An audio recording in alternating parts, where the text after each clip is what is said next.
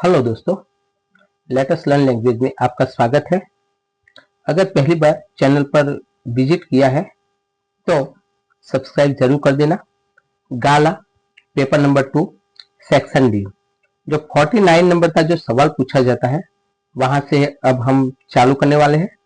तो दोस्तों देखो कि त्रीजा भाग में संक्षेपीकरण मतलब एक पैसेज रहेगा जिनको हम बोलते हैं फकरो, और उस फकरे को क्या करना है कि 1/3 करना है। क्या है?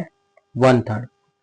तो सबसे पहले क्या देना है? शीर्षक। तो यह दिया है विद्यार्थी कर्तव्य। तो आप लिख सकते विद्यार्थी प्रथम कर्तव्य विचार शक्ति રાખવાનું છે, કારણ કે જ્ઞાનનો આરંભ શ્રદ્ધાથી થાય છે અને પરિપાક સ્વચિંતનથી। બીજું કર્તવ્ય જાત પર કાબુ રાખવાનું છે, સત્યનિષ્ઠા વિદ્યાર્થીને કોઈ શક્તિ રોકી શકતી નથી। ત્રીજું કર્તવ્ય સેવા ભાવનું છે, કારણ કે સેવા વિના જ્ઞાન પ્રાપ્ત થતું નથી।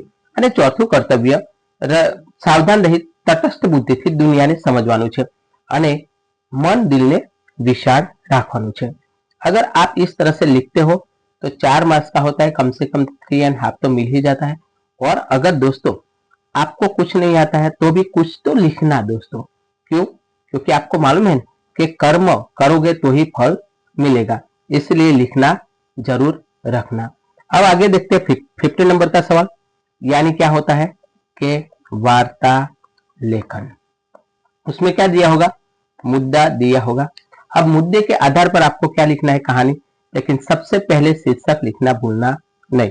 भूल शोधनार यमदूत, अथवा तो अभिमानी, शिल्पकार, अथवा तो कई कई आपको देखने मिलेंगे एक भूल, ऐसा भी देखने के लिए मिलेगा।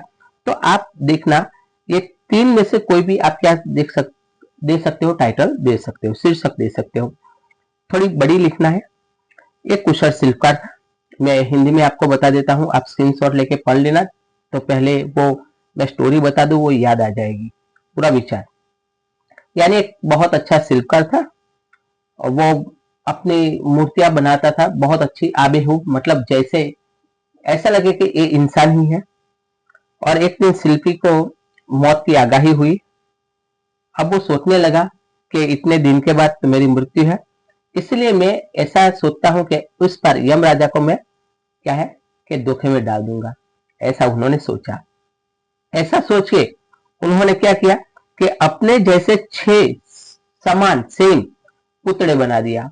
और जिस दिन क्या था कि यमदूत इस शिल्पी को लेने वाले थे, आने वाले थे, उसी दिन उन्होंने क्या किया कि एक कमरे के अंदर, इस एक कमरे के अंदर उन्होंने क्या किया कि एक कमरे के अंदर ऐसे ही उनके जैसे ही जो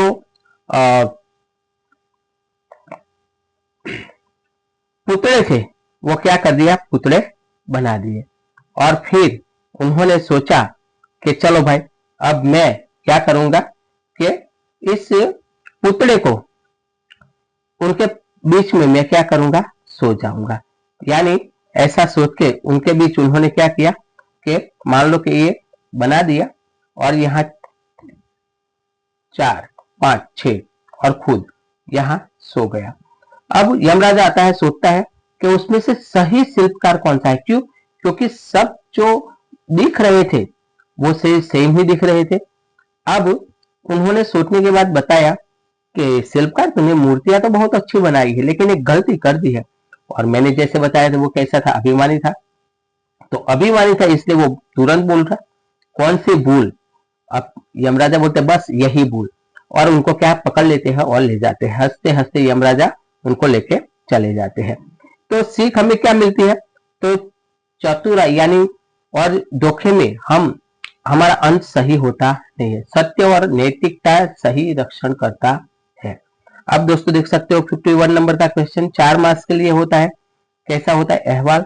तो 150 में गांधी जयंती उजवनी के बारे में लिखना है। तो यहाँ सूरत और तारीख, उनके जगह पे, यहाँ की जगह पे आप यहाँ भी ऐसे लिख सकते हो सूरत, और लिख सकते हो तारीख। तारीख आप लिख सकते हो कि मान लो कि गांधी जी का जन्म 2 अक्टूबर है, इसलिए जो अहवाल होता है वो कैसे के पास्ट टेंस में लिखना होता है। इसलिए आपको क्या करना है, 3 अक्टूबर तारीख लिखना है, वो याद रखना। तो लिखना कि हमारे स्कूल के अंदर गांधी जयंती का खूब उत्साहपूर्वक उत्सव मनाया गया था। सुबह में प्रार्थना की, बापू की स्मरण किया, कार्यक्रम शुरू हुआ। बापू जो थे वो स्वच्छता के आग्रही थे, इसीलिए हमने सबसे पहले अभियान चलाया। स्कूल के चारों तरफ का जो मैदान था या खुला भाग था वहां हमने साफ कर दिया। बाद में सांस्कृतिक कार्यक्रम का आयोजन किया, भजन किया जो बापू को ज्यादा पसंद था, वैष्णव भजन तो कहने कहिए, फिर भाषण यानी स्पीच, फिर नाटिका यानी ड्रामा। कौन सी ड्रामा? तो गांधी जी ना सत्य, अहिंसा, स्वदेश सिद्धांत पर। और टीचर ने क्या किया? खादी यानी कॉटन का महत्व समझाया, बापू के चरित्र आदर्श पर प्रकाश डाला और राष्ट्रगीत गा के हम क्या किए? गांधी बापू को श्रद्धांजलि अर्पण की और सब अलग हुए। देश प्रेम को मजबूत बनाने के लिए ये करना चाहिए।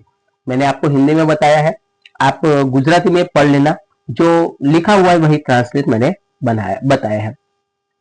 अब आगे हम देखते हैं तो क्या होता है, विचार विस्तार पूछा जाता है। क्या? विचार विस्तार। अब विचार विस्तार होते कितने मार्क्स का पूछा जाए? 4। 2 पूछा जाएगा, क्या है? 1 के और में 1, तो ये नहीं करना है तो दूसरा।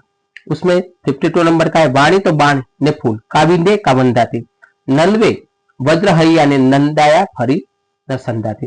मतलब वाणी होती है, एक कैसे होते? बाण की तरह होते हैं, दूसरे फूल की तरह। अगर आप लोगों को मालूम है कि आप अच्छी तरह से बोलो तो क्या, बुरी तरह से बोलो तो बाण की तरह हृदय में बॉक लगेगा, और अगर प्यार से बोलो तो फूल जैसा लगेगा। देखो, આ પંક્તિમાં કવિ વાણીના બેવડા સ્વરૂપનો ખૂબ જ સચોટ રીતે વ્યક્ત કર્યું છે। વાણી એક ऐसे બાણ, તીર, ફૂલ જેવી ઉપમા આપીને શક્તિ અને કોમળતા બંનેને મહિમા ગાયો છે। काम इंदे क्या बंदाती यानी बाण क्या करता है? या तो फिर दिल को क्या करता है? तोड़ देता है, या तो फिर क्या कर सकता है कि उनको क्या है कि खुद घायल हो जाता है। જેમ બાણ નિશાળી દે તેમ કઠોર અપમાનજનક ક્રોધભરી વાણી માણસના હૃદયને શું કરી નાખે છે? વીંધી નાખે છે। वाणीना घा तलवार घर करता ऊंडा हो छे। मतलब तलवार जो है वो तलवार तो क्या होगी कि आपको मारेगी, उनका जो घाव होगा बरोबर वो तो मिट जाएगा, लेकिन ये जो बोली का यानी कहने का मतलब क्या है कि हमारे मुंह से जो शब्द निकलते हैं उनके जो घाव होते हैं वो क्या है? जल्दी मिटता नहीं है। बीजी बाजू देखते हैं तो फूल जेम प्रसन्नता, आश्वासन, मिठास वाणी व्यक्ति ने सम्मान आपे छे, जीवन के उत्साह भर देते हैं। यानी नंदवे वज्र हरियना नंदाय फरीद न संदाती, यानी वज्र का हृदय होगा यानी कठोर दिल वाला भी होगा तो भी क्या करेगा कि उनके हृदय को घायल कर देगा, लेकिन फूल जोड़ने का काम। खराब वाणी ये शक्ति छे, वज्र जेव मजबूत हृदय ने पण नंदवी नाखे छे, એટલે કે દુખી કરી નાખે છે। દુરુપયોગ કરેલી વાણી સંબંધમાં તિરાડ પાડે છે, આત્મવિશ્વાસને હળી નાખે છે। જ્યારે સ્નેહ અને માયાળુ વાણી તૂટેલા દુખી થયેલા હૃદયને ફરી સાંધવાનું કામ કરે છે, આશ્વાસન આપવાનું કામ કરે છે। એક સારું વચન કોઈ જીવનનો નવો प्रकाश लावे। अगर आप किसी को मीठी भाषा में समझाओ तो शायद उनका क्या है? जीवन परिवर्तन हो सकता है। बोध यानी सीख क्या मिलती है? जिस तरह से मैंने आपको पहले बताना भूल गया, आप याद रखना। सबसे पहले क्या लिखना है? अर्थ, फिर क्या लिखना है कि समझूती, और अंत में क्या लिखना है कि बोध। तो यहाँ देखो, वाणी उपयोग सावचेती पूर्वक करवो જોઈએ, बोलता पहला 100 बार विचार करवो જોઈએ। वाणी एक एवी शक्ति है जो संबंधों નું निर्माण અને विनाश करे। मतलब आपको क्या है कि बहुत ऊपर ले जाते हैं, या तो क्या करते हैं? आपको गिरा भी सकते हैं। जीभ क्यारे बाण बने અને ક્યારેક ફૂલ, વિવેક પર આપણા ઉપર निर्भर છે। अथवा ये नहीं लिखना है तो ये लिख सकते हो कि जीवननी ऊंची नीची फर्या करे, जीवननी गटमाट भरती यानी ओर छे, ओर पछी जुआर। यानी जीवन का चक्र है वो कैसा है? सुख दुख घटमाट है। अब यहाँ मैंने जिस तरह से पहले अभी बताया कि पहले क्या लिखना है? अर्थ। तो यहाँ देखो, ये यहाँ अर्थ लिखा हुआ है कि આ પંક્તિમાં કવિએ જીવનને અનિત્યતા અને પરિવર્તનશીલતાના ગહન સિદ્ધાંતોને દરિયાની ભરતી ઓટના ઉદાહરણ દ્વારા સમજાવે છે। ऊंची नीची फर्या करे जीवननी घटमाट, मतलब जीवन की घटमाट, जीवन चक्र जो है, प्रवाह है, वो एक सरखो रहतो नहीं, कभी एक समान नहीं रहता है। सुख दुख, लाभ हानि, सफलता निष्फलता, ऊंच नीचे हमेशा क्या करती है? आती है और जाती है। जीवन की घटमाट आती है जाती। आ जगत में कोई जीवन कायम माटे सुखमय रहतुं नथी, कोईनुं जीवन कायम माटे दुखमय पण रहतुं नथी। परिवर्तन ए संसारनो नियम छे यार, मालूम है ना कि भरती तेनी ओट, ओट पछी जुआर। मतलब भरती आती, पानी से बाहर मतलब दरिया के बाहर आता है, फिर क्या होता है ओट, मतलब पानी वापस जाता है। फिर क्या होता है ज्वार, फिर वापस पानी आता है, ऐसे। यानी सुख के बाद क्या है कि दुख, और दुख के बाद वापस क्या है सुख। यानी ये चक्र हमेशा कैसा रहता रहेगा कि हमेशा जीवन में बना ही रहेगा। इसलिए हमें क्या है कि हताश होना नहीं है। देखो कि સમુદ્રમાં જેમ પાણી જળ વધવું, ઓટ જળનું ઘટવું એકબીજાના અનુસરે છે, જીવનમાં સુખ દુઃખ ચક્ર ચાલે છે। ભરતી यानी સુખ દુઃખ સફળતા કાયમ રહેતી નથી। સુખ સમય પછી ઓટ, દુઃખ સંકટ મુશ્કેલી આવવાની જ છે।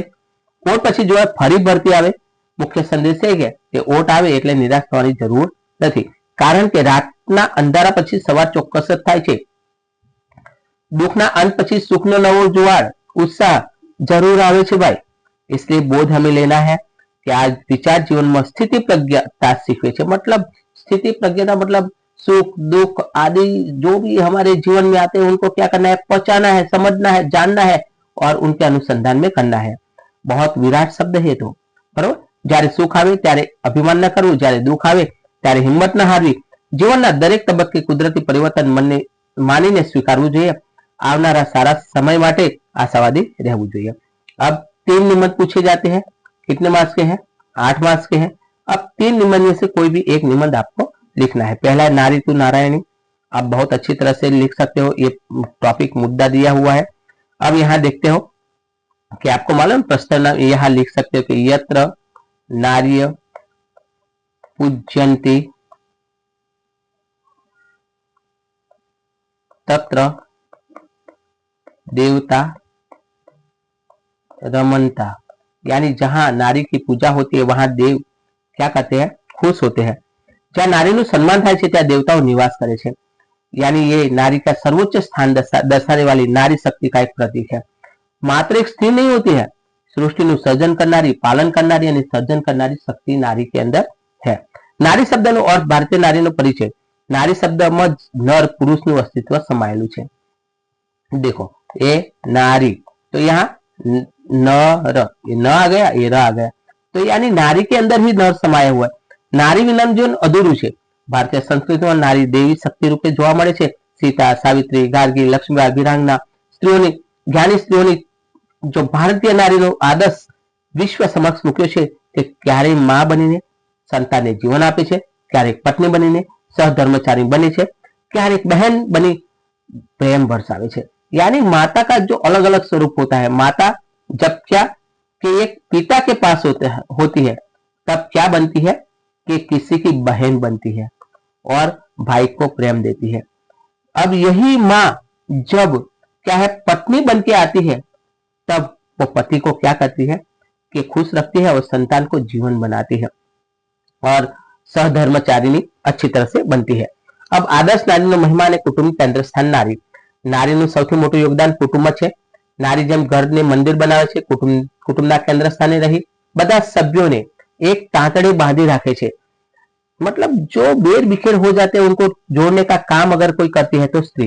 तेना बगैर कुटुंबની ગટમાળા ચાલતી નથી। माता, गृहिणी, पुत्री તેને त्याग करुणा प्रेमની મૂર્તિ કહેવામાં આવે છે। સંસ્કારનું સિંચન કરવાનું પવિત્ર કાર્ય नारी ही करती है। यानी प्रत्येक क्षेत्र में नारी पुरुष समोवड़ी, मतलब हर क्षेत्र में देखो नारी पुरुष के साथ कंधे से कंधा मिला के काम करती है। आधुनिक में नारी पोतानी शक्ति और क्षमता की सिद्धि करे छे। राजकारण हो, विज्ञान, शिक्षण, कला, संरक्षण दल। अभी आपने देखा ना ऑपरेशन सिंदूर के अंदर कौन गए थे, नारी ही गई थी। रमत गमत कोई पण क्षेत्र एवुं नथी ज्यां नारीनी पुरुष समोवड़ी बनीने पोतानुं योगदान न आप्युं होय। पीवी सिंधु, किरण बेदी, कल्पना चावला, इंदिरा गांधी महान नारीओने सिद्ध किया है। शारीरिक मानसिक कोई पण कभी कोईनाथी ओછી નથી। नारीનું सम्मान અને ઉપસંહાર। नारी ईश्वरीय शक्ति એટલા માટે કહેવામાં આવે છે કારણ કે તેનામાં ક્ષમા, સહનશીલતા, સૃજનની દિવ્ય શક્તિ છે। જ્યારે નારીને યોગ્ય સ્થાન સન્માન મળે છે ત્યાં સમાજ પ્રગતિ કરે છે।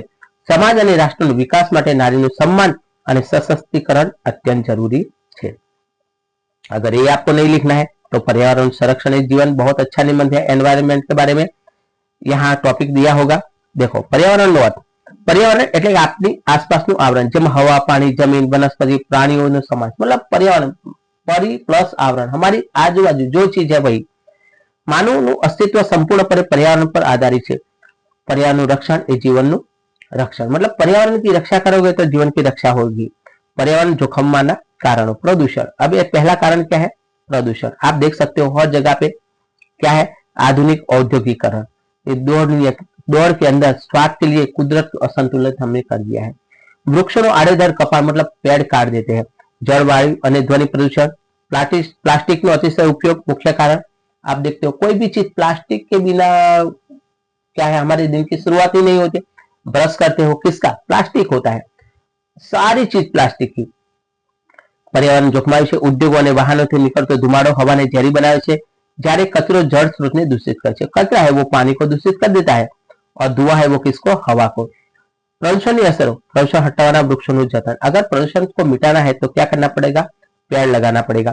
प्रदूषण की सीधी असर मानव स्वास्थ्य અને પૃથ્વી समग्र जीवन सृष्टि पर થાય છે. ग्लोबल वॉर्मिंग, वातावरण अणધાર્યા ફેરફાર, અસાધ્ય રોગ વધવાના, આ બધું पर्यावरण असंतुलितना कारणे થાય છે.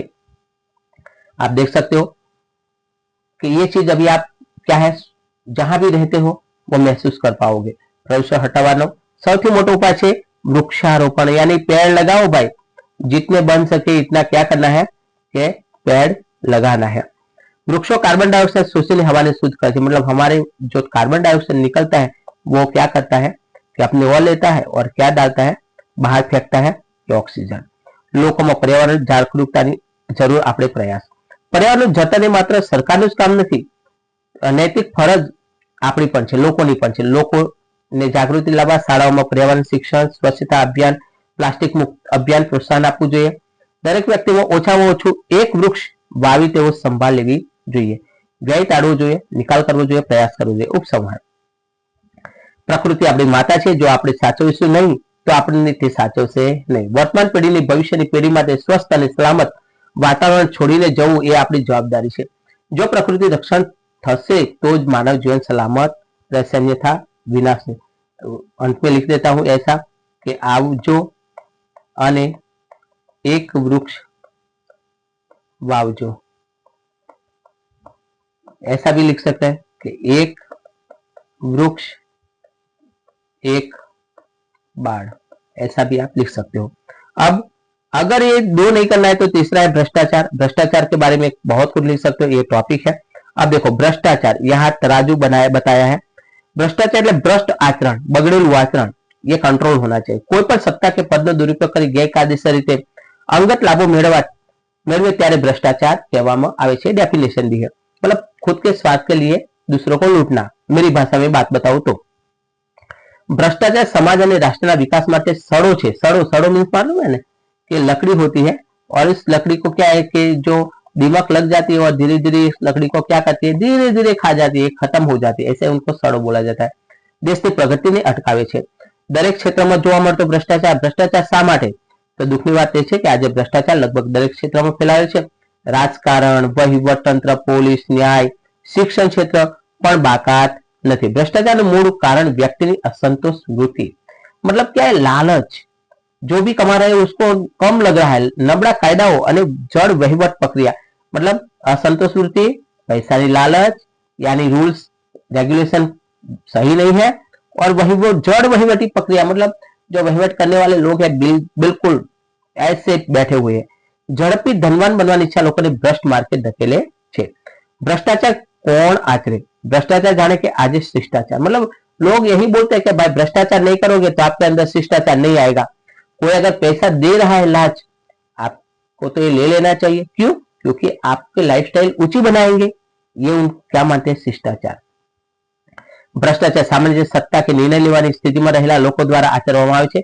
जेम के सरकारी अधिकारीओ, नेताओ, मोटा उद्योगपतिओ. आज परिस्थिति एवी के प्रामाणिकता विरल बनी गई छे अने घणा लोको माटे लाच आपवी लेवी जाने शिष्टाचार अथवा कार्य पूરું करवानी एक अनिवार्य प्रक्रिया बनी गई है. आप देखते होंगे भाई कोई सरकारी काम करवाने के लिए जाना और वो क्या करेगा? आपको लूट ही लेगा.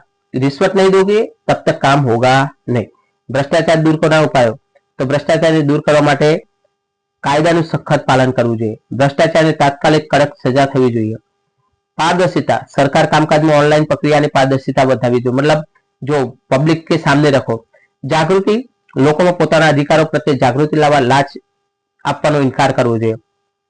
प्रामाणिकता सम्मान मतलब प्रामाणिकता अधिकारियों ने प्रोत्साहन आपका सम्मान मतलब उनका क्या मान सम्मान करना चाहिए स्टेज पर बुला के। खूब सम्मान। भ्रष्टाचार ए देशना विकास माटे सौथी मोटी अड़चन छे।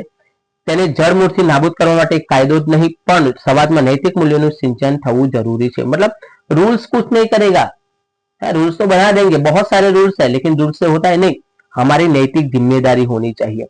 दरेक नागरिक प्रामाणिकतानो संकल्प ले तो भ्रष्टाचार मुक्त अने राष्ट्र समृद्ध निर्माण थई सके छे। तो दोस्तों अगर पहली बार विजिट किया है तो वीडियो को लाइक और चैनल को सब्सक्राइब कर देना। और दोस्तों आपको बताना चाहूंगा कि यहाँ वीडियो तो खत्म हो गया लेकिन आपको बताना चाहूंगा कि ऐसे ही हिंदी सब्जेक्ट और संस्कृत सब्जेक्ट का वीडियो मैं लेके आऊंगा। अभी हिंदी का लेके आऊंगा। तब तक के लिए बाय बाय, थैंक यू।